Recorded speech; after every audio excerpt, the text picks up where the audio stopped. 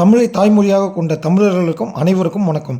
இன்று சென்னை வண்டலூர் ஓட்டேரி கஸ்தூரி மெடிக்கல்ஸின் உரிமையாளர் எஸ் வினோத்குமார் நாடார் அவர்களின் படுகொலை செய்யப்பட்டதை கண்டித்தும் கொலையாளிகளுக்கு சட்டத்தின் தீர்ப்பாக தூக்கு தண்டனை வழங்கக்கோரி மாபெரும் கண்டன ஆர்ப்பாட்டம் சென்னை எக்மோர் ராஜரத்னம் ஸ்டேடியம் அருகில் நடைபெற்றது.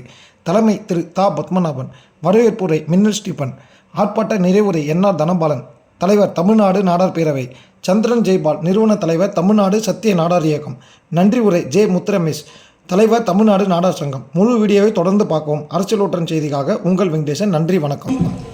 மற்றும் இந்த நிகழ்ச்சிக்கு வருகை தந்துள்ள நாடார் சமுதாய பெண்கள், அதாவது எல்லாருமே ஆண்கள் ஒரு 1000 பேருக்கு மேல வந்திருந்தாலும் பெண்கள் ஒரு 6 பேர் வந்திருக்காங்க.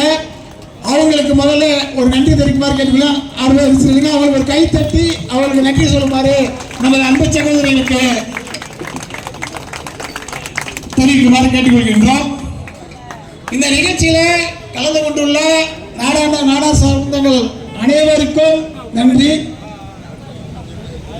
இந்த கூட்டத்தின் வாயிலாக அரசுக்கு நாம் வைக்கின்ற கோரிக்கை என்பது குற்றவாளிகளுக்கு உரிய தண்டனை பெற்று தர வேண்டும் என்பதுதான். ஆனால் பொதுவாக இது போன்ற நிகழ்வுகள் நடக்கும் பொழுது அரசு பாதிக்கப்பட்டவருடைய குடும்பத்திற்கு அரசு வேலை வழங்கி வருகிறது. 25 லட்சம் ரூபாயிலிருந்து 1 கோடி ரூபாய் நிதி வழங்குகிறது. ஆனால் பாதிக்கப்பட்டவர் நாடார் சமுதாயம் என்கின்ற ஒரே காரணத்திற்காக இதுவரை அது போன்ற அறிவிப்புகளோ செயல்பாடுகளோ அரசு தரப்பிலிருந்து இல்லை.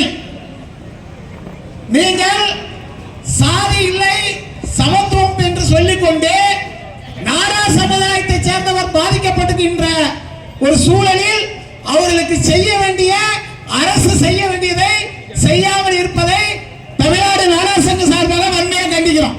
ஒரு புதிய சரித்திர சாதனை படைக்கும் நம்மளுடைய ஒற்றுமைக்கு அண்ணன் வினோத் அவர்கள் அவருடைய உயிரை தியாகம் செய்திருக்கிறார்.